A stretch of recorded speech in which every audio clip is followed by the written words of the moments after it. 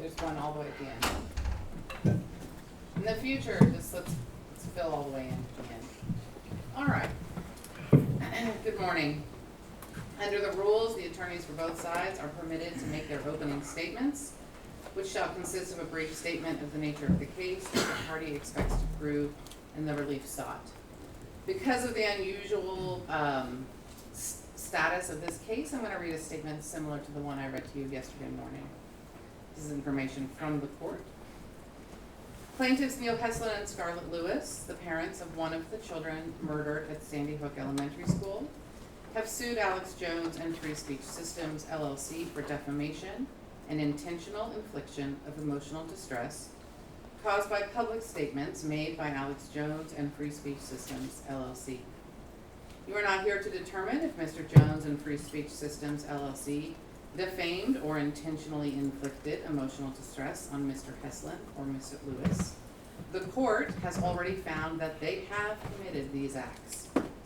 The jury's job will be to determine what sum of money, if any, would fairly and reasonably compensate Neil Heslin and Scarlett Lewis for the damages they incurred that were proximately caused by Mr. Jones and Free Speech Systems, LLC's conduct, as well as what sum of money, if any, should be assessed against Mr. Jones and Free Speech Systems, LLC as punishment for their conduct.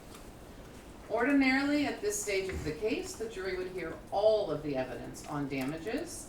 In this case, some of the evidence will be presented after you decide compensatory damages and will be followed by a second charge of the court. Just so you understand what's going on. Now, as I mentioned yesterday, we always begin with the plaintiff. So, Mr. Bankston, whenever you are ready. Thank you, Your Honor.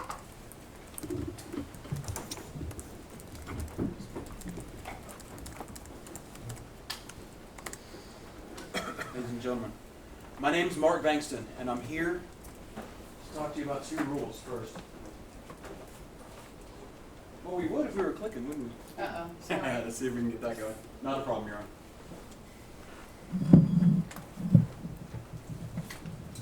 There you go, thank you. Like I said, Mark Bankston, I first want to talk to you about two rules. This is the first rule.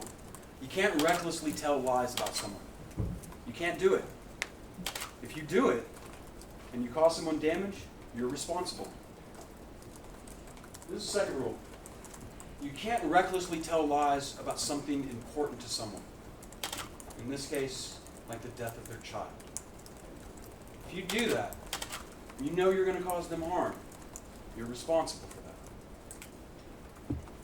You're here because those rules are broken. And they were broken in a way in which the world has never seen before. But before we get into that story, you're going to need to understand two things. Who is Alex Jones?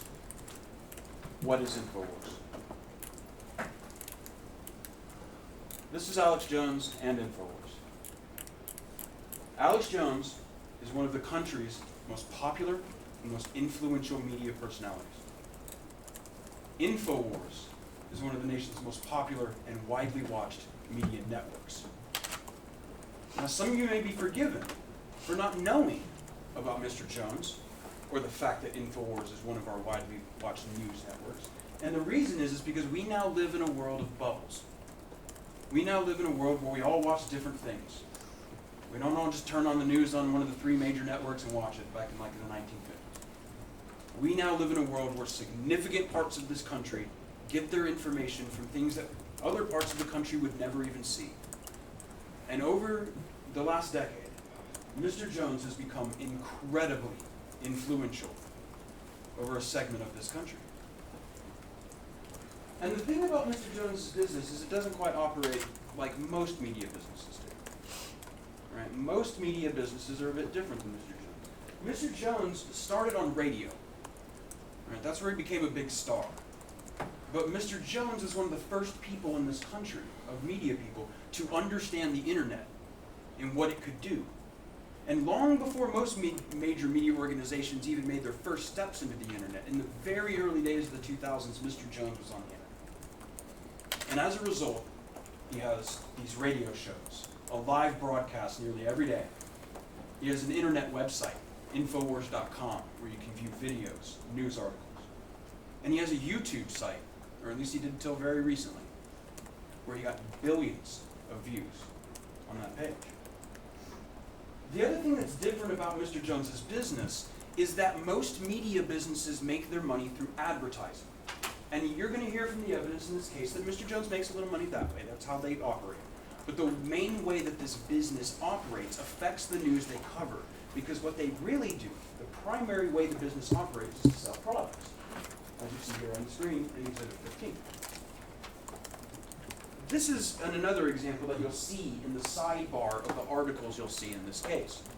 Here's a product called DNA Force. It claims it's going to overhaul your body's cellular engines and protect them from reactive oxygen species. Now, these kinds of products dictate the kind of news that has to be told on InfoWars, because you want to try to attract the audience that will buy these products. So that's what Mr. Jones did. His programming is very fantastical in some respects. In some respects, it's meant to convince you that powerful, shadowy forces in the world are out to get all of us and have put a cloak over reality. And Mr. Jones is going to take that cloak off and show you the real truth. That's what his media network's about. And for the past 10 years or so, Mr. Jones has become very influential. He has gained a position in media maybe unlike any other media figure in this country. And when he did that, 10 years ago, in 2012, when his popularity was truly exploding, Mr. Jones made a choice. And he made that choice. There we go. Made that choice on December 14th, 2012. That was the day of the Sandy Hook Elementary School shooting. Really one of the darkest days in American history. When you got to think back to 2012 when this happened. We'd never seen anything like this before. I mean, the idea of someone coming in and slaughtering first graders, we were all of us, in like a collective state of shock over this. But not Mr. Jones. You see, Mr. Jones made a choice that day. Mr. Jones decided he was going to go on the air that day with the title of a video. And that video was called Connecticut School Massacre Looks Like False Flag, says witnesses. Now, what's a false flag? It's interesting, it's an older term. It's a naval term from 17th, 16th century. And what it means is, let's say you were a Spanish ship and you wanted to attack a French ship, but you didn't want to get Spain in trouble. Well, what you could do is you could put up a British flag on your ship. You could fly a false flag. That's what that meant, so that you could attack the French ship without getting Spain in trouble. That's where the term comes from. But in the modern sense, in Mr. Jones's world, false flag now means something very different. A false flag is when a mass tragedy, a shooting, or bombing was actually staged by the United States government, and particularly the Central Intelligence Agency, and that is fake. Didn't happen. I want to show you Mr. Jones on the day of Sandy Hook, as news was coming in of Sandy Hook. On his broadcast, he called Connecticut School Massacre Looks Like False Flag, says witnesses. And you'll see that Mr. Jones is talking to somebody who has a relative in Newtown, and he's trying to coax out the information to prove that this was a false flag. Let's take a look at that clip. I said, this is the attack. Look, people got to find the clips the last 2 months. I said they are launching attacks. They're getting ready. I can see them warming up with Obama. They've got a bigger majority in the Congress now, in the Senate. They are going to come after our guns, look for mass shootings. And then magically it happens. They are coming. They are coming. They are coming. As you'll come to see, when Mr. Jones says magically it happened, that's sarcasm. Mr. Jones means that it was planned, that it was all staged. That's what he's talking about. And over the next couple of weeks, you will see in this case of the broadcast in 2012, that December, Mr. Jones continually was churning this idea that Sandy Hook was fake. By just 1 month after the shooting, Alex Jones, who would become patient zero for the Sandy Hook hoax, he had created a sensation. And by a month later, he had aired an entire episode entitled, "Why People Think Sandy Hook is a Hoax." And for some of you, I think, and it hit me right at the beginning, is why? Why is he doing this? It's guns. It's about guns. Mr. Jones knew that his audience were worried about their guns. Maybe even rightly, they were worried about, people who wanted to own AR-15s. Maybe there were going to be some new registration checks, or maybe they were going to ban the AR-15, right? That's people that had that worry. But Mr. Jones played on that fear. He knew it. He knew they felt that way. And so here's what he did. Jones told his audience that Obama was coming for their guns. So he told his audience that Obama staged Sandy Hook. And not that Obama ordered the murder of those children, but that there were never any children at all. That the school was fake. That it wasn't an operating school. That the parents were liars, paid actors. Your Honor, may I approach this?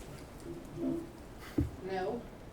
Well, Your Honor ordered that all demonstrative exhibits be shared with the other side before, and this PowerPoint was not.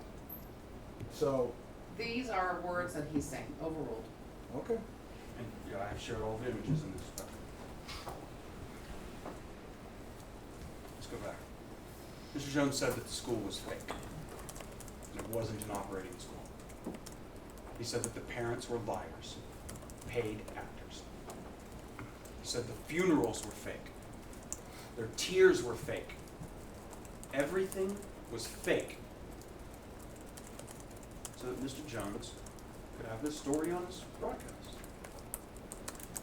This was a massive campaign of lies. That's what the evidence is going to show you. And in fact, it is difficult to wrap your head around it. We have brought for you, we're going to be showing you in this trial, dozens of videos. 44, I believe. We're going to try to show you before it's all over. And we can't show you all of them, and I'm going to tell you why. If we were to sit down and try to watch all the videos that we have about Sandy Hook, if I just put them on and let's play them and let you watch them, and we're going to spend the rest of this week doing it, we couldn't do it. Would not have enough time for you to sit here every single day and watch it. So I'm going to have to show you what I can. I'm going to respect your time in that. And we're going to be showing you clips from over years and years and years, and we're going to try to give you the full breadth of what happened.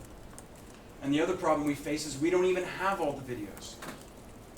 We know there's more out there. You're going to hear testimony about that. You're hearing expert witnesses talk about it. We don't have it all. We can only show you what we do have, right? That no one really even knows how massive this was, because some of that is lost to the sands of time. But this was done. This massive campaign of lies was accomplished because Mr. Jones recruited wild extremists from the fringes of the internet who were willing to be as cruel as Mr. Jones needed them to be. The first one of these is a man named Wolfgang Halbig. You're going to hear a lot about this man during this trial. Wolfgang Halbig, you will hear, was a former Florida state trooper. And then apparently he started some sort of security business. And Mr. Halbig was on InfoWars all the time. They just had him on over and over and over. Because Mr. Jones needed somebody who could pretend like they were going to support what he was saying. And Mr. Halbig was willing to do that for attention. I want to show you of the many, many times that Mr. Halbig was on. Let's first watch this first clip from September 25th, 2014, in an episode entitled Connecticut PD has FBI falsify crime statistics. All right, and what you're going to see in this video is Mr. Jones describing Mr. Halbig, and then I want you to pay attention because you're going to see something very strange. You're going to see Mr. Jones do mocking imitations of the parents crying to try to say that they're fake. You're going to see Mr. Jones say that there are photos of their children that prove that they're still alive, that they faked their deaths. Let's take a look at what Mr. Jones said there. We're fearless, folks. Support us. Support Wolfgang. This is not a game. They are hopping mad. We're covering this. CNN admits they did fake scud attacks on themselves back in 1991, 1990.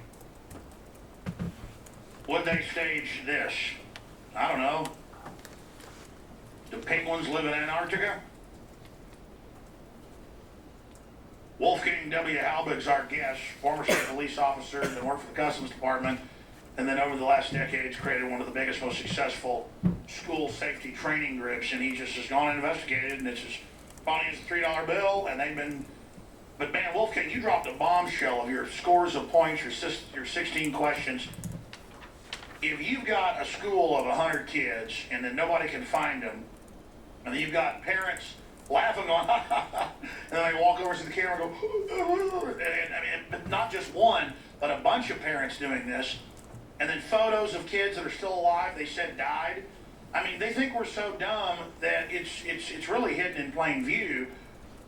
And so the preponderance, I thought they had some scripting early on to exacerbate and milk the crisis, as Rahm Emanuel said. But when you really look at it, where are the lawsuits? There would be incredible lawsuits and payouts, but there haven't been any filed, nothing. I've never seen this. This is incredible. That's Mr. Halbig you're seeing on the screen right there. Mr. Halbig will come on the show and they'll do interviews, and we'll see some from Mr. Halbig too. We're going to see some videos of him talking. But that's the guy that he would be bringing on these shows to talk about this over and over and over and over again. The following day, they published this article on Infowars.com. This article reads, FBI says no one killed at Sandy Hook. Now, let's just make this clear. Everyone now agrees. You're going to hear testimony from the author of this article. This is obviously wrong. You're going to hear, he didn't read the chart right. He just didn't scroll down. And they went with this and put it out to their audience. And the important thing about this is this story was Infowars' third most popular story ever. This was a viral sensation. Millions and millions of people saw this article. You're going to see the data on that. And when Mr. Jones realized the explosive popularity of these kinds of things, he doubled down. You gotta remember, we're 2 years out from Sandy Hook. No network is covering Sandy Hook anymore. Mr. Jones, though, saw how this was doing with his audience. It became an obsession at InfoWars. You're gonna see that there are parts of Mr. Jones' show. You know, he has his live show, and he has these internet videos he puts up, and he also, he does a radio show. So he has call-in guests sometimes, or call-in listeners, who will call in and talk about things with Mr. Jones. And they were eating the Sandy Hook stuff up with a spoon, and Mr. Jones kept inflaming it.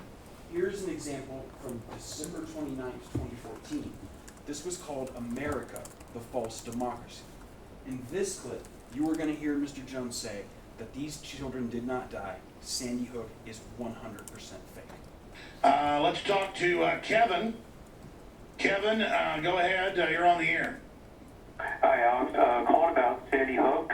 Basically, my take on it is I live about 50 miles from Newtown, and the whole thing is pretty much the next step in reality TV, because with other false flags like 9/11 or Oklahoma City or the Boston bombing, at least something happened. With Sandy Hook, there's no there.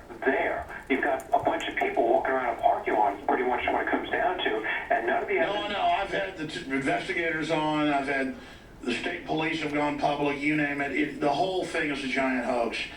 And the problem is, how do you deal with a total hoax? I mean, how do you even convince the public something's a total hoax? Very hard, because, anytime I talk about this issue with people, you get criticized, blackballed, ridiculed, called every name in the book, or they respond with the magic words. They were saying on TV, there's no statement more proof positive of somebody who's been brainwashed by that stuff, mainstream media, than those words. They were saying on TV. Well, I always tell people the same thing. Go out and prove the official story.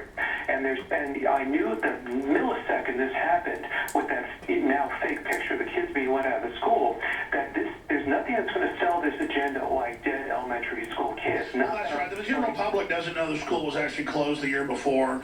They don't know they've sealed it all, demolished the building. They don't know that they had the kids going in circles in and out of the building as a photo op. Blue screen, green screens they got caught using. I mean, the whole thing. But remember, this is the same White House that's been caught running the fake Bin Laden raid that's come out and been faked. It's the same White House that got caught running all these other fake events over and over again. And it's the same White House that says, I never said that you can keep your doctor, when he did say you can keep your doctor. People just instinctively know that there's a lot of fraud going on. But it took me about a year with Sandy Hook to come to grips with the fact that the whole thing was fake. I mean, even I couldn't believe it. I knew they jumped on it, used the crisis, hyped it up, but then I did deep research, and my gosh, it just pretty much didn't happen. This kept up into 2015. The next part of our story. You'll see here another one of these call-in segments in an episode on January 13th, 2015. It was called Why We Accept Government Lies. Same kind of format here, except now Mr. Jones is starting to add new stuff. One of the things you'll hear in this video is that now Mr. Jones is saying that there were photos of a child at Sandy Hook that were used to stage a fake mass shooting in Pakistan. All right? It's confusing, but we'll get into it. I want you to take a look at this video from January 13th, 2015. To make Yeah, when you're trying to, decipher cloak and dagger, dirty tricks, it's pretty hard to do. It's just that when you learn that they were funded by Western funding, then you learn that it was the same Amarillo Lockheed Connection underwear bomber. Then those are big red flags that they were patsy provocateurs. The classic MO has been followed. And then, yeah, it kind of becomes a red herring, to say the whole thing was staged. Because they have staged events before. But then you learn the school had been closed and reopened, and you got video of the kids going in circles in and out of the building, and they don't call the rescue choppers for 2 hours, and then they tear the building down and seal it, and they get caught using blue screens, and a email by Bloomberg comes out in a lawsuit where he's telling his people, get ready in the next 24 hours to capitalize on a shooting. So Sandy Hook is a synthetic, completely fake, with actors, in my view, manufactured. I couldn't believe it at first. I knew they had actors there, clearly, but I thought they killed some real kids. And it just shows how bold they are, that they clearly used actors. I mean, they even ended up using photos of kids killed in mass shootings here in a fake mass shooting in Turkey. So, yeah, or Pakistan. The sky is now the limit. I appreciate your call. Shortly after this, InfoWars got its first YouTube strike. This means somebody made a complaint against the channel. In this case, it was a father of a victim. There was a father who had complained to InfoWars because their son's photo was used in one of their videos. It was this whole thing about the Pakistan shooting, and we'll get into that. It's not important now. It's obviously a lie. But when they used the son's picture, they complained to YouTube for copyright reasons. That's how they figured they could stop him. So YouTube issued him a strike. But InfoWars smartened up after this, and they realized don't use pictures of children. That's what you're going to see. So from this point forward, you'll see Mr. Jones react about this and say, this is, unjust to me, and I'm going to keep doing it. And it did. It kept up. Mr. Jones had Mr. Halbig all through 2015. And you'll see on March 4th, 2015, in this video, it's of a new bombshell Sandy Hook information inbound.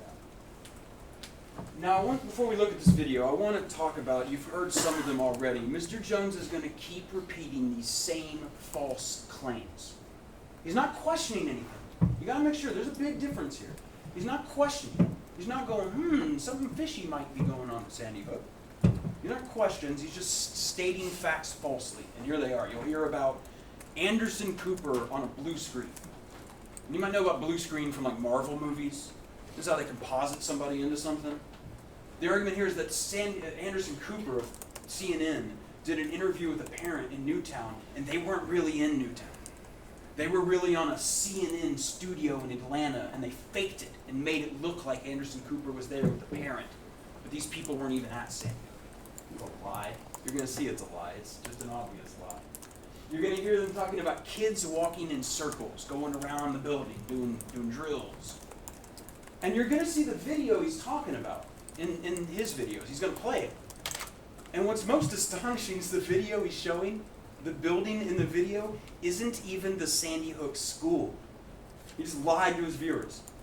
It's a firehouse in Newtown, and you're going to see that this video is hours later in the day when parents were showing up to pick up their kids, find out what happened, and there's a group of adults and teenagers and all walking around the building to get to the front of the building. And Mr. Jones tried to sell this to his audience to say that this was fake. It shows that it was the children were actually being let out of the front of the building and then back into the building. And he'll say, well, you should be getting them away from the building. It's not even Sandy Hook. He's going to talk about men in SWAT gear caught in the woods. But you're going to see video that proves that they actually knew that the video they're talking about, it's helicopter footage, was taken well into the afternoon, hours after the shooting, had nothing to do with the shooting, and you're going to find out it's some reporters who tried to get too close to the school, take pictures. It's all in the police reports, it's all public, but he tried to convince his viewers that these were CIA operatives or whatever, in SWAT gear to facilitate the shooting or something. Whatever false thing he thought was going on here. Let's talk about how the school was actually closed. It was not an operating school. That they just opened it up for this day to stock it full of people and did like a stage production. But it was all not real. And it's these kind of statements that you're going to see in this case. And the internal communications inside InfoWars, they knew this was a lie. They're not that. They know there's copious evidence out there if you really go look for it that Sandy Hook was open. They were saying this knowing it was false. You'll hear him talk about a Michael Bloomberg email the day before. Michael Bloomberg is the former mayor of New York City. And part of what he has done since being mayor is he's been a real big gun control advocate. And they want to have their viewers believe that Michael Bloomberg sent an email to his supporters saying, hey, 24 hours from now, we're going to have a mass shooting. Everybody get ready to mobilize on it. As if Michael Bloomberg had foreknowledge that they were going to fake this shooting. You're not going to see this email because obviously it doesn't exist. It's made up. Just a lie. You're going to hear about rescue helicopters. Why weren't the rescue helicopters called? But you're going to find out Mr. Jones doesn't know where the rescue helicopters were coming from. He doesn't know how close the hospital was to Sandy Hook Elementary. And you're going to hear that those EMS, they would have gotten there way faster than a helicopter from way far away. You're going to hear all sorts of things about the ambulances and the EMTs. He tells his audience that they never even allowed EMTs in the building. And I'm guessing here so you don't have to get the EMTs in on the conspiracy, right? You just keep them out of the building, they'll never know it was all fake. It's garbage. EMTs went in that building, anybody can verify it. It's not hard to figure that out. Most of them have given interviews about what they saw that day. It was the worst day of their lives. You're going to hear about that response that day. And yeah, EMTs were in there. He's going to tell you that they sealed the death certificates and that even owning one is a felony. That's on an InfoWars episode you're going to see. And the truth is, any one of you could right now call up Newtown Clerk and get one for $20. Any of the victims. It's just a lie. You're going to hear him say, as you've already heard him say, that there are photos of the victims who are still alive.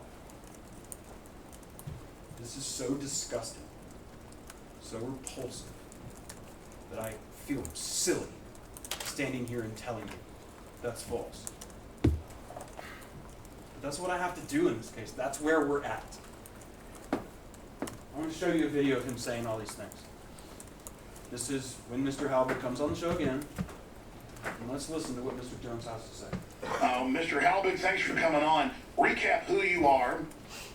Recap why you question kind of the top 10 or 15 points that I know are on your website of why this doesn't add up. And then now they're really trying to seal everything when they could discredit us anytime they wanted to. Just tell us why Anderson Cooper's nose disappears, why it's blue screen.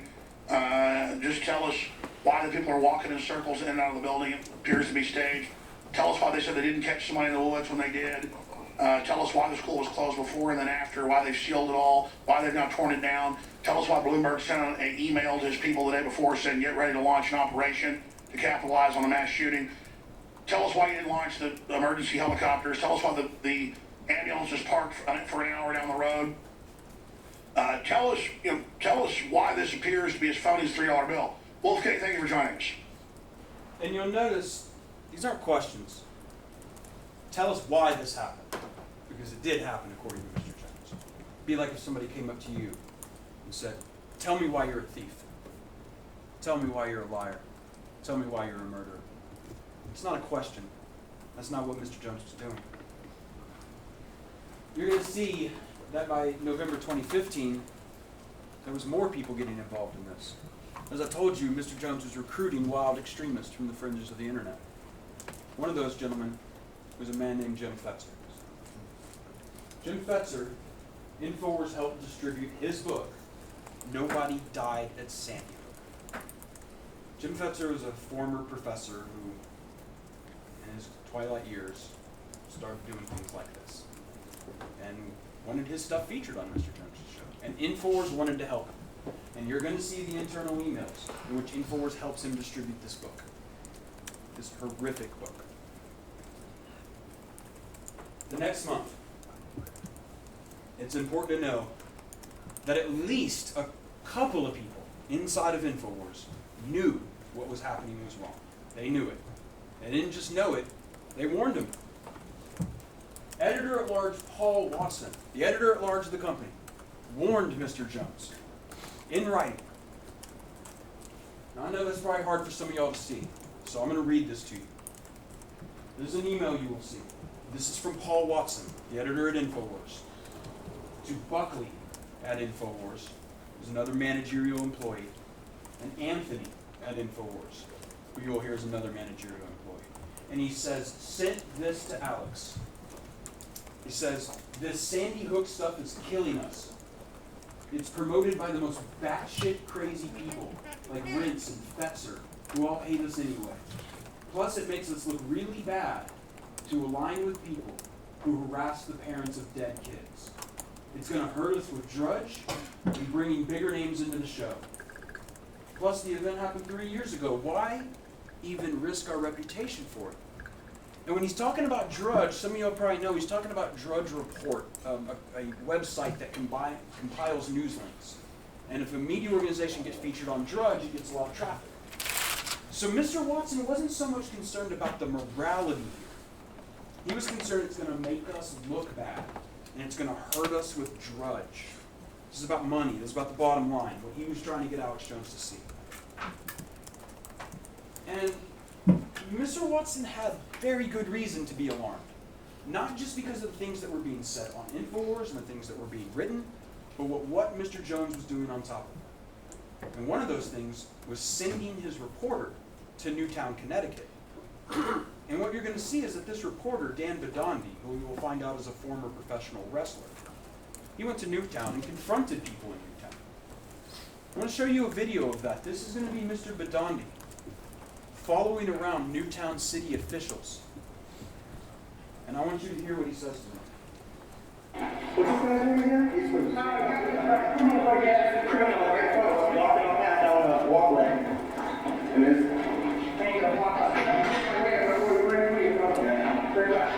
trippy crook, piece of shit. He's covering up the whole operation. They had communication with the helicopter. They're lying on the stand. That's perjury, sir. You know what perjury is? I'm going to jail, criminal.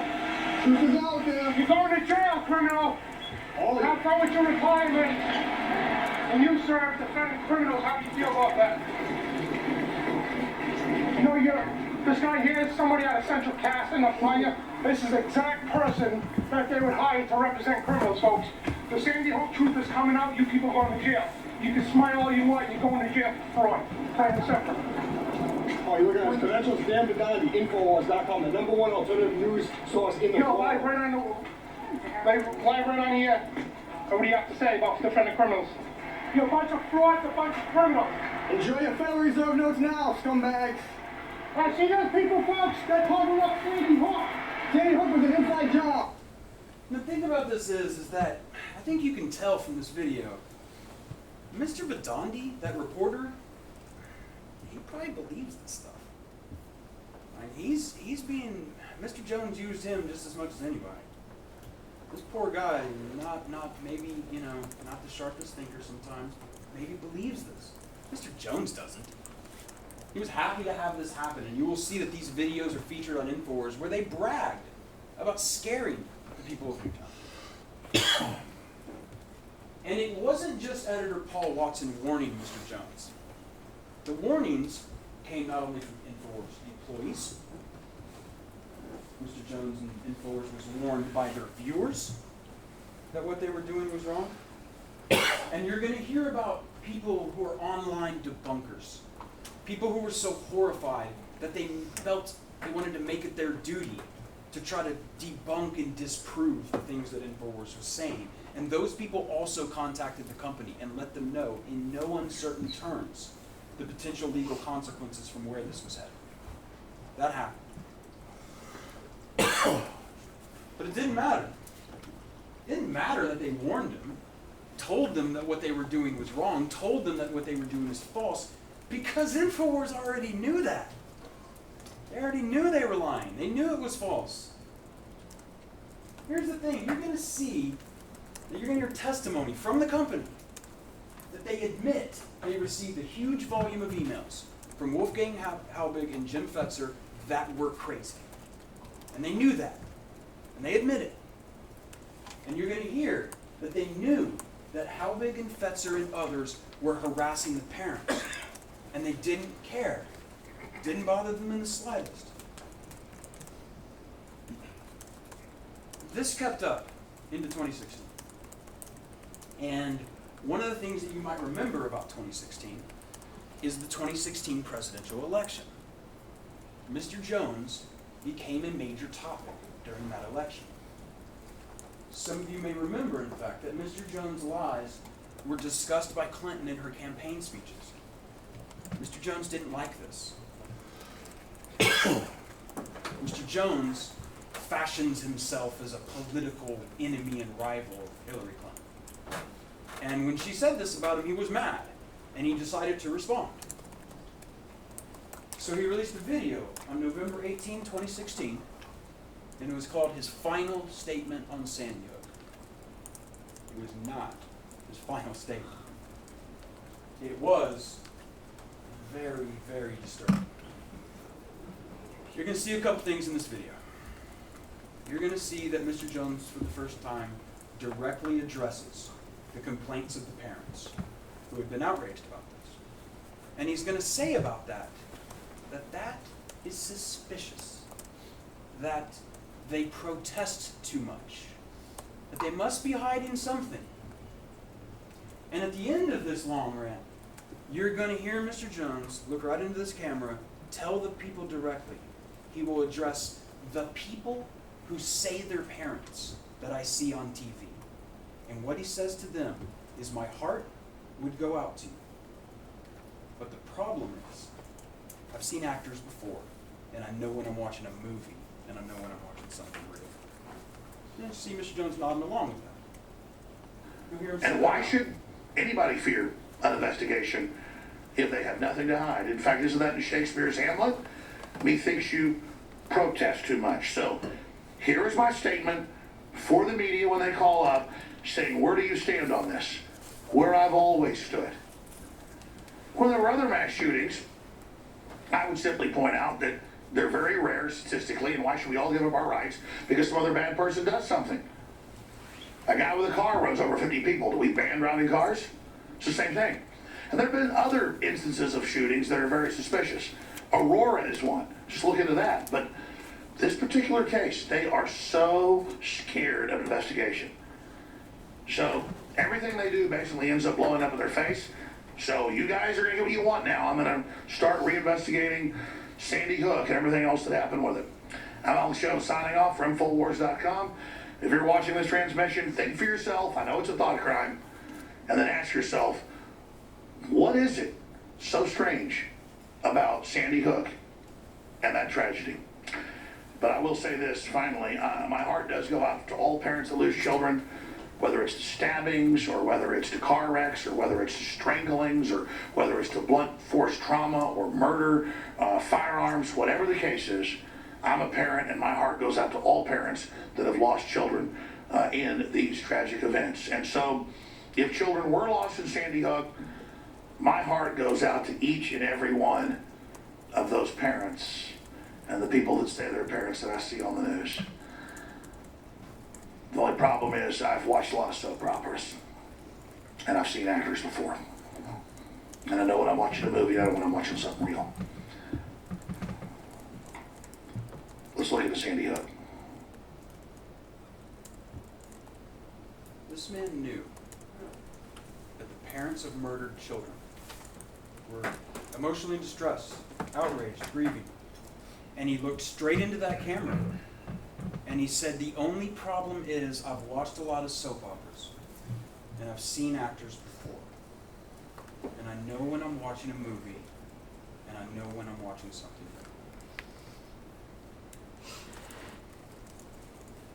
real. It kept going. It just kept going. It doesn't stop. 2017. And it's still going. They're still making videos saying it's phony as a $3 bill. In fact, one of those from that year that I want to talk to you about was called Sandy Hook Vampires Exposed. And in that video, Mr. Jones says that the media, the Central Intelligence, the parents that say they're parents that he sees on the news, people who are the fake crisis actors, people who are faking the interview of Anderson Cooper, they're all vampires of Sandy Hook. And he says, all the same fake stuff again. The school wasn't even open. It was rotting and falling apart. Didn't even look like a real school. And he asks, why haven't we seen pictures of bodies? Him and his nightly news director, Mr. Dew, they wanted to see the bodies. And at this point, in 2017, they are at their breaking point. At this point, there had been an ongoing nationwide controversy that was all churned by Jones. There was Jones's public denial of their son's violent death. And they were getting harassment by Mr. Halbig and other followers of Jones. They were at the breaking point. And so Neil made a decision, a very tough decision. He made the decision on June 19th, 2017. He decided he agreed to an interview with Megyn Kelly. I think some of y'all may remember Megyn Kelly used to have an NBC show. It's called Megyn Kelly Tonight. It was a news magazine. And he thought, when Ms. Kelly asked him if he would come on the show, because she was doing a profile about Mr. Jones, he thought, if I go on this show and I say, please stop, I'm a real dad. He thought if Mr. Jones was able to look him in the eyes and see him, that he could solve this. And so he went on Ms. Kelly's show in front of a national televised audience and said, look, I'm a real dad. I lost my son. I buried my son. I held my son with a bullet hole through his head. Please stop. And Neil was hopeful. Neil was really hopeful that it would stop. It did not. On June 25th, 2017, InfoWars struck back directly at Mr. Heslin. They retaliated. And they did it in a disgusting way. They aired a video that talked about Neil's interview on Megyn Kelly and said, one problem. Mr. Heslin's a liar. Mr. Heslin never held his child. He made up that story. And we can prove it. Because you see, according to InfoWars' version of events, the shooting was fake. And all these fake actor parents, who were like paid actors of the CIA, were given a cover story. And one of the easiest parts of their cover story, apparently, was that they didn't release the bodies of the children to the parents. And the idea being, if you don't have to worry about the bodies and all that sort of stuff, it makes it easier to pull off this fakery. So they had all these paid actors say, we never got the children. The bodies were never released to us. But the allegation here is that Mr. Heslin forgot his cover story and said something that wasn't true, that he held his child. They did this by deceptively editing video interviews. The first is of this man. You're going to see this when these videos are played. I'm going to play you this video about Mr. Hessler. And this man is Dr. Wayne Carver. He is the medical examiner who had the incredibly difficult job of seeing those children after CPR. And what you're going to see, the evidence will show you that Dr. Carver in this interview was talking about the process by which the children were identified. All right, they got all the children, and they got to get the parents into contact, right? And he'll talk about how the way you do that is through photograph. Right? You don't want, the reason you do that is it's less traumatic, and you don't want to bring a parent into the room of a body of a child that's not theirs. Right? So you want to do this by photograph. Make sure that you get them lined up before you do that. And as you'll hear, he'll even say there's a time and a place for up close and personal. But first you identify by photograph. They actually edited this video in such a way to make it look like, oh no, the parents were only shown photographs of their children, or that was the story in any way. And it's actually just a complete deception, sleight of hand by editing this man's interview. They do the same thing with these parents. This is Lynn and Christine McDonald. And Lynn and Christine McDonald, you'll see in this interview, we're talking about the process of being at the funeral home of their daughter and her casket. And, you know, as a mom, when your child has suffered these kinds of injuries, you have to make a very difficult decision. And what that decision is whether to open that casket. And Ms. McDonald made a decision not to. And you're going to hear, you'll hear expert testimony talking about this interview, where you'll see that Ms. McDonald wanted her little daughter, she wanted to remember her just the way she was. So she didn't look. And what InfoWars did is they took her interview and they cut her off mid-sentence and made it look like she was never allowed to see her child. Both of these things, all of this stuff you're going to see in this video, came from this anonymous blog post that had information from that gentleman, Jim Fetzer, who InfoWars, you'll hear testimony, that they knew, at the time they published this broadcast, they knew Mr. Fetzer was crazy, completely unreliable. They didn't care. They were doing this to retaliate against Neil, who had the temerity, the audacity, to stand up on national television and tell him to stop. That's what this was for. I want you to see that video. Let's play that now.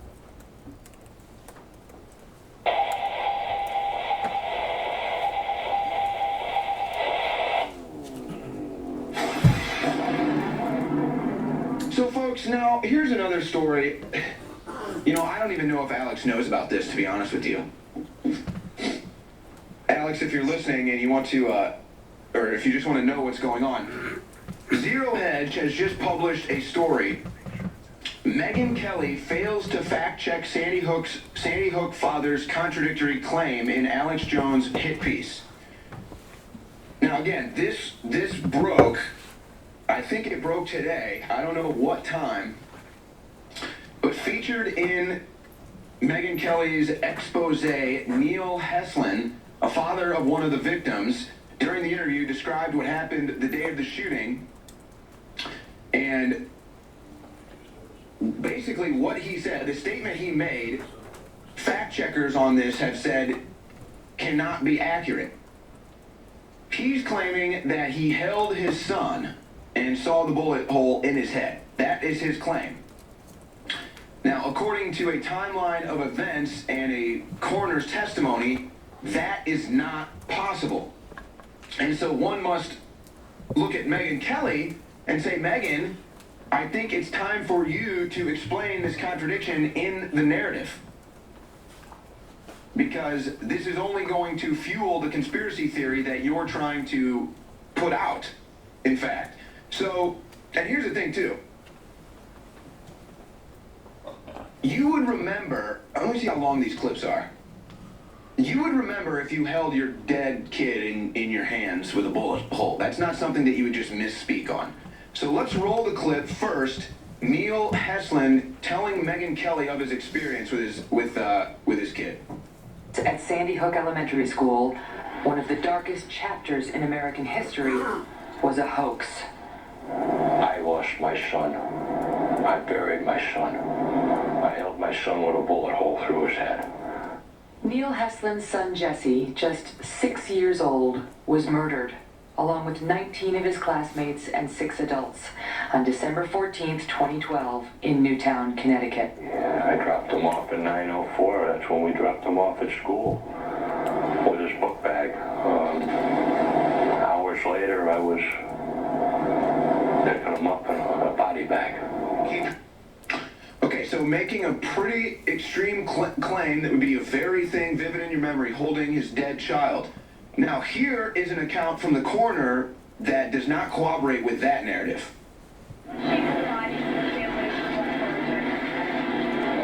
We did not bring the bodies and the families into contact. We took pictures of them, of their facial features. You have, it's easier on the families when you do that. There is a time and a place for up close and personal in the grieving process. But to accomplish this, we felt it would be best to do it this way, and you can sort of you can control the situation depending on your photographer, and I have very good photographers, It's going to be hard not to have been able to actually see her. Well, at first I thought that, and I had questioned maybe wanting to see her. Okay, so just another question that people are now going to be asking about Sandy Hook. The conspiracy theorists on the internet out there that have a lot of questions that are yet to get answered. I mean, you can say whatever you want about the event. That's just a fact. So there's another one. Will there be a clarification from Heslin or Megyn Kelly? I wouldn't hold your breath. So now they're fueling the conspiracy theory claims. Unbelievable. We'll be right back with more. The man you just saw, his name is Owen Schroyer. He's another media star at InfoWars, sort of Mr. Jones' protege. And what you just saw there was a manufactured, fabricated lie, specifically engineered and calculated to hurt Neil Heslin and Scarlett Lewis, to retaliate against Neil for daring to speak out, proposing any sort of resistance to Mr. Jones' years of cruelty. They struck back against him. And it didn't end there. Right? Now Neil and his family had been introduced into the Sandy Hook conspiracy. They were a key part of it now. They were a focus of this lie. And it didn't end. A month later, you're going to see that there was significant controversy over this video you just saw. And Mr. Jones, a month later, doubled down and defended it. He got on a show, he played that entire video again, and then he said this. He said, that was a month ago. He, meaning Mr. Schroyer, had said, I wouldn't hold my breath looking for a response. We've not seen a clarification. Mr. Jones then said, the stuff I found was they never let them see their bodies.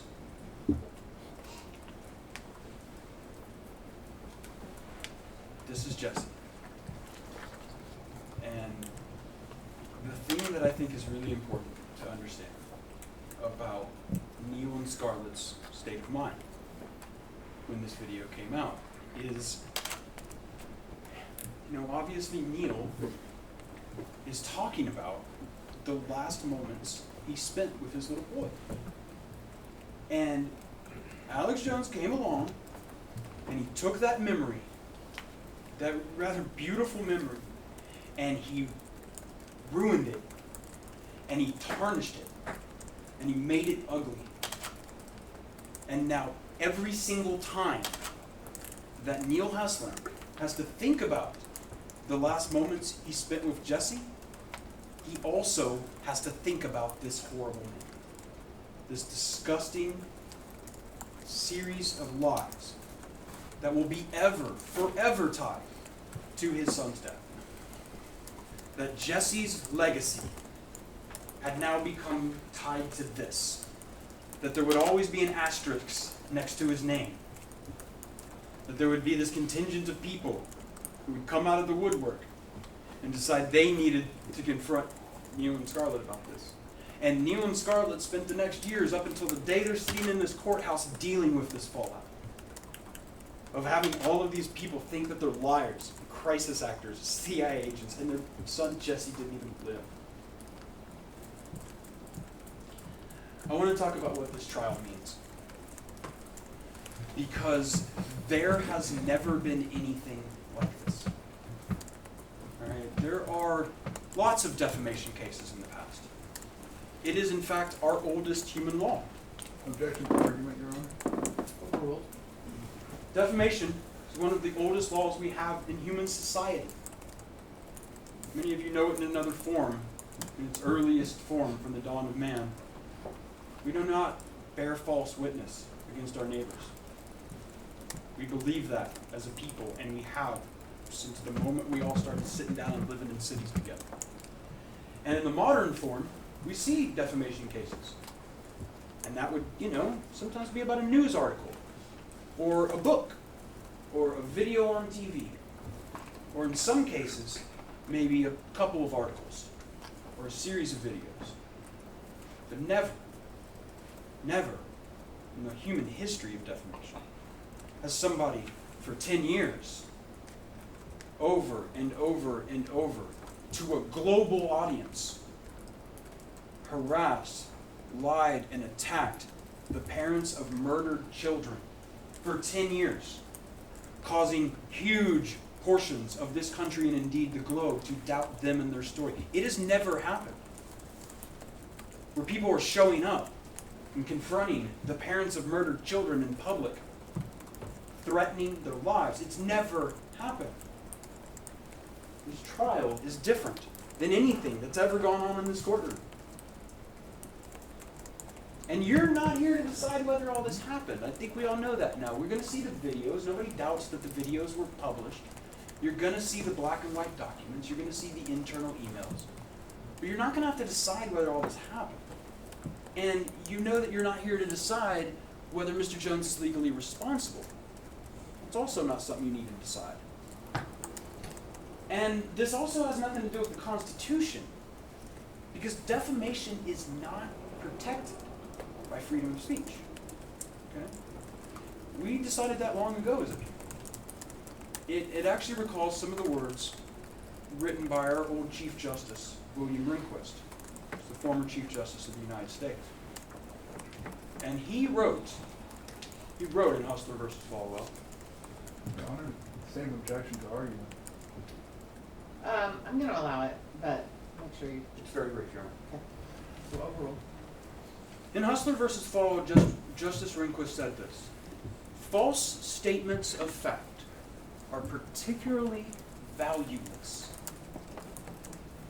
They interfere with the truth-seeking function of the marketplace of ideas, and they cause damage to an individual's reputation that cannot easily be repaired by counterspeech, however persuasive or effective.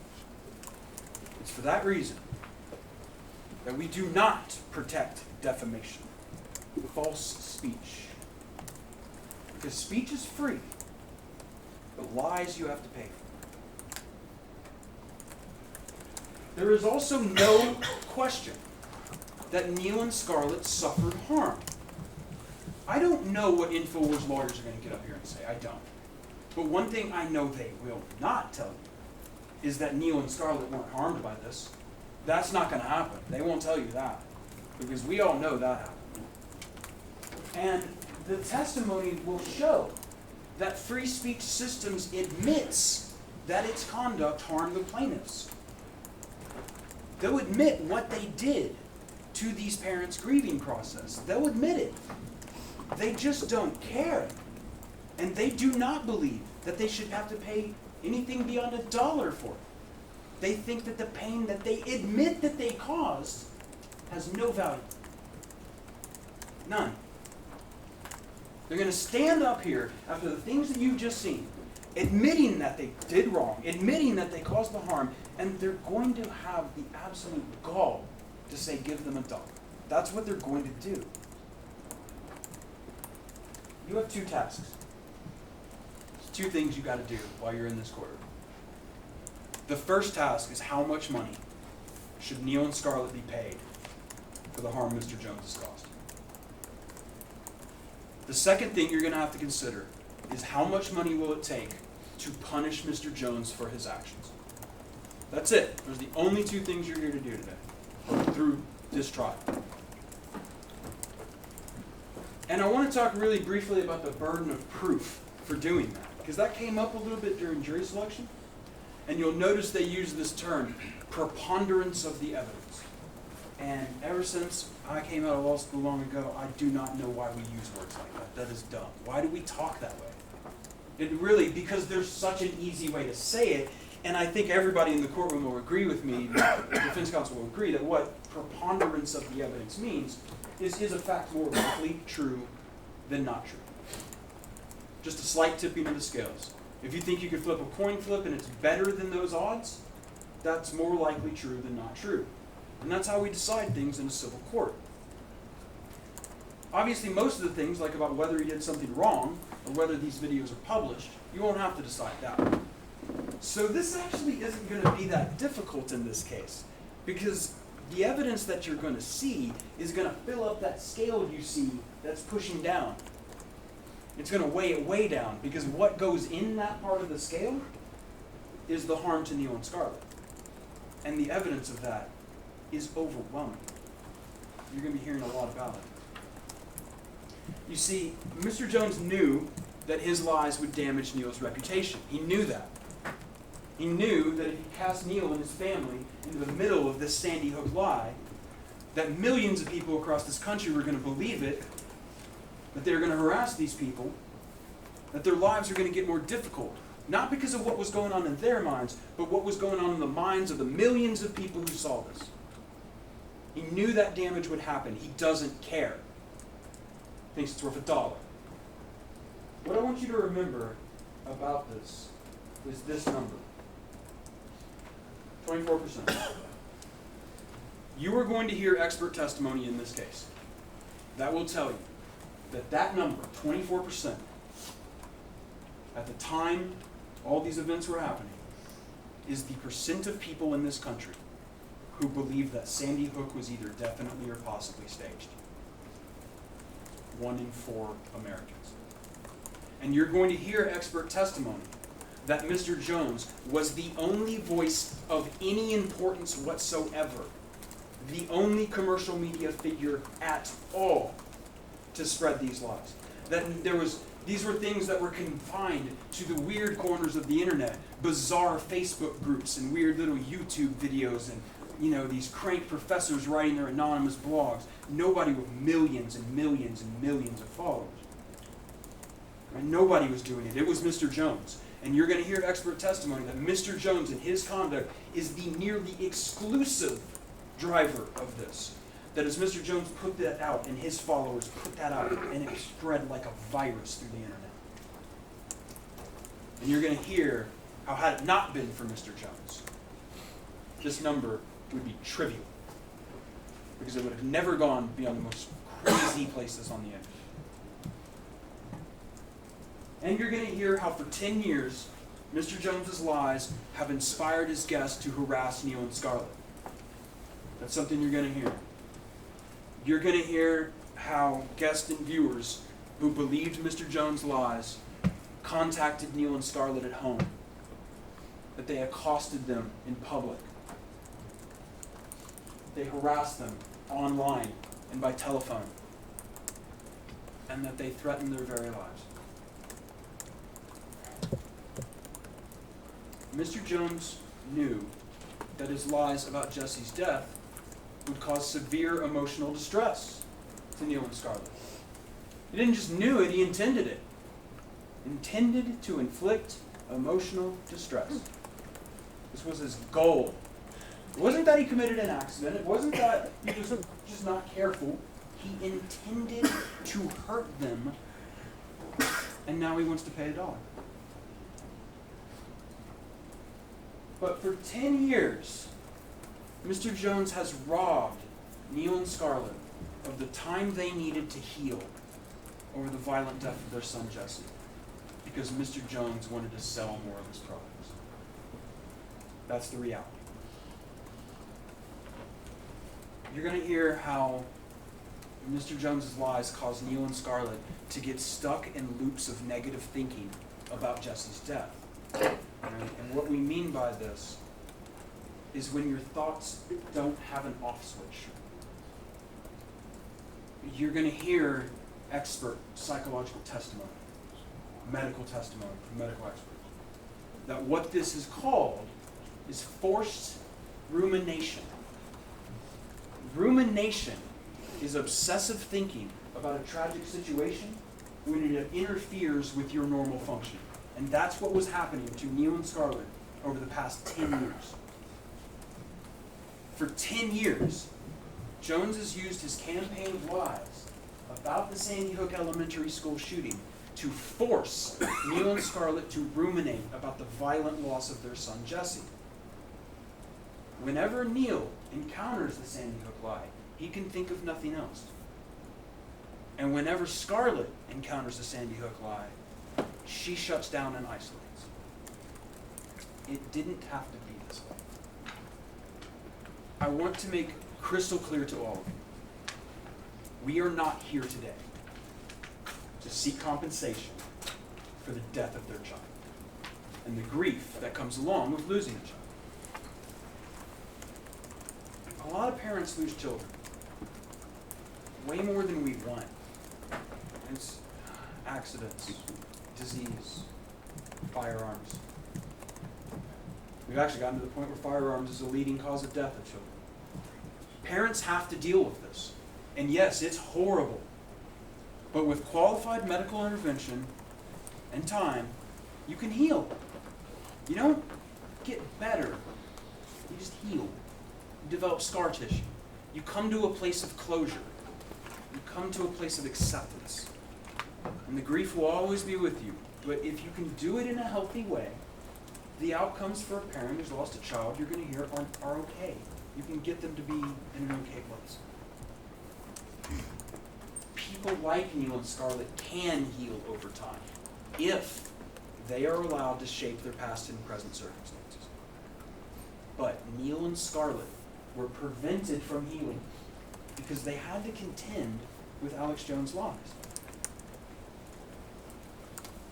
Dealing with this conspiracy of lies for 10 years put a lot of life stressors on Neil and Scarlett, which led to a substantial decline in their well-being and caused them to continually suffer aggravated mental anguish. That is what you will hear from a medical professional, psychological professionals are going to tell you this. And that's one of the other things you're going to compensate for in this case. We talked a lot about mental anguish yesterday, but it's that and the reputation, right? It's about what went on in their minds. That's the mental anguish. But in the millions of other people's minds, that's the reputation damage. Both of those things happened to Neil and Scarlett. That's not the only thing you're going to have to consider. You're going to hear evidence over the next coming days that relates to the things you'll need to consider for punitive damages. And as we talked about, these are the damages designed to punish the defendant and also to deter, to convince every other media organization that if they go down this path, if they try to copy Mr. Jones's formula, it will not be a good thing for them. Hopefully, this trial will be able to deter and prevent any other media organizations from following the same cruel path. Because what you have to remember is that Mr. Jones, for 10 years, intentionally lied that the shooting was fake or a government-led plot. When I say 10 years, it's because I want you to understand this hasn't stopped. Bringing this lawsuit did not solve this. You can look at what Mr. Jones has said afterwards, and you can see inside of his mind and know how malicious he was, because he is still saying Sandy Hook is synthetic. I want to show you a video from October 1st, 2021, just last year, in which Mr. Jones says that, you know what? My original instinct was right. You know, at first I thought it was fake, then I thought maybe it's real, and now, he says, seeing how fake and synthetic everything is, maybe I was right. Maybe Alex Jones is always right. That's what you're about to hear him say. I want to show you this video from October 1st, 2021. Just like the New York Times lying about WMDs on purpose and all the evil things that, oh, but I questioned one of the big events they hyped up because of a lot of the anomalies, and I have a right to question that. In fact, I, for a while, thought it didn't happen, then I thought it probably did, and now, seeing how synthetic everything is, and my original instinct, maybe Alex Jones is all the way through. I'm pretty much right 99% of the time, folks, and so are you. I mean, we all know this is easy to look at to see what's happening. And you've seen it here today. Mr. Jones still nodding along. Mr. Jones, you'll hear, he still thinks. It's cover up. Sandy Hook. Keeps pushing it because it's important that his audience not hear him retract. It's important that if he was to go out and say, yeah, I was wrong. Yeah, I need to be accountable. That will destroy him with his audience. Can't do it. He won't do it. You need to understand that he intentionally lied to sell supplements. That's what he did. Mr. Jones used Jesse's death to sell his products. That is the reality. And Mr. Jones retaliated against Neil for speaking out. Mr. Jones told the world that Neil was lying about holding Jesse's body. Because Mr. Jones will do or say anything to protect his ability to profit off his lies. This is a case about creating change. You have the power to stop this from ever happening again. You can put an end to these lies by punishing Alex Jones. You can make that part of Jesse's legacy. You can make Jesse's legacy this trial, in which he can hopefully, Jesse's legacy can prevent this from ever happening to another family, to another set of victims. That can be Jesse's legacy. But just as importantly is compensating Neil and Scarlett for the harm that they suffered. And I remember when we were talking in jury selection, when my partner, Mr. Ball, was talking to me. A lot of us were talking about how it's difficult to wrap your mind around something abstract, like mental anguish, reputation damages. And I know one of the things you're going to find out, that's why we all are for it. We're going to tell you everything we can. We're going to give you all the instructions we can. We're going to show you all the evidence. But it's going to be up to you. And one of the ways that I think, right now, obviously I'm just an opening statement. I can't show you everything. But one of the things I think you should think about, a number you should keep in mind, something to help wrap your head around this level of damage, is this number, that 24%. The number of people in this country who believe that Sandy Hook was definitely or possibly staged. This pool of people who do not believe Neil and Scarlett, these pool of people who doubt them, from out of which come these followers who harass them. That group of people is 75 million people. And we would submit to you that a fair measure, analysis of the level of harm that was done to Neil's reputation out of all of this is $1 for every one of those people. Just $1. 75 million. And we would submit to you too that the emotional damage that was done to Neil and Scarlett, which you will hear through medical experts, we'd submit to you that that is at least as valuable as what happened to their reputation. At least. In this case, that has never had anything like this ever happen before. Another 75 million. And that is why, at the end of evidence, we're going to come and we're going to ask you for a verdict of $150 million. Now that is a huge verdict, to be sure. But it is one that will do justice to the level of harm done in this case. harm that was done to the grieving parents of murdered children, who have had to endure for 10 years the most despicable and vile campaign of defamation and slander in American history. We look forward to telling you their story. Thank you very much. All right, thank you, Mr. Bankston. We are going to take our morning break. It is 10:50. We're going to break for 20 minutes. For my jury, remember all of my instructions. This is still a no discussion time. So you can go out through that door as soon as Ms. Mashik-Deal comes in, and be ready to come back at 11:10. Thank you. All right. All right. Your Honor, I have a motion.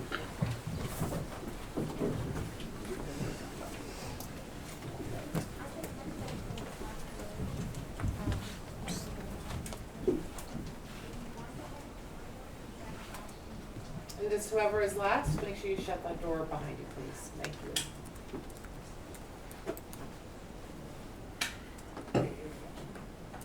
I don't know, they need to ask.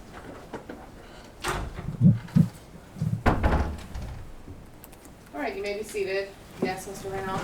At this time, the defense would move for a mistrial based on a violation of the Civil Practice and Remedies Code, Chapter 31.0011. Mr. Bankston's opening statement squarely put before the jury content that the Civil Practice and Remedies Code that the Texas legislature says should not be in an opening statement in the first part of a bifurcated trial, and therefore we'd ask for a mistrial. All right, well, this is not, as we have discussed at length, a traditional bifurcated trial. The only element, the only issue, and the only type of evidence that is bifurcated is the evidence on Mr. Jones and Free Speech Systems' net worth, which was not discussed in the opening statement.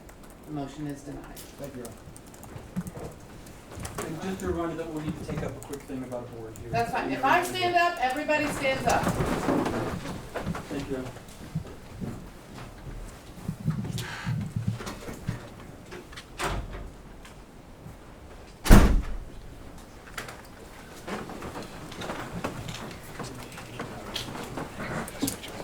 Down.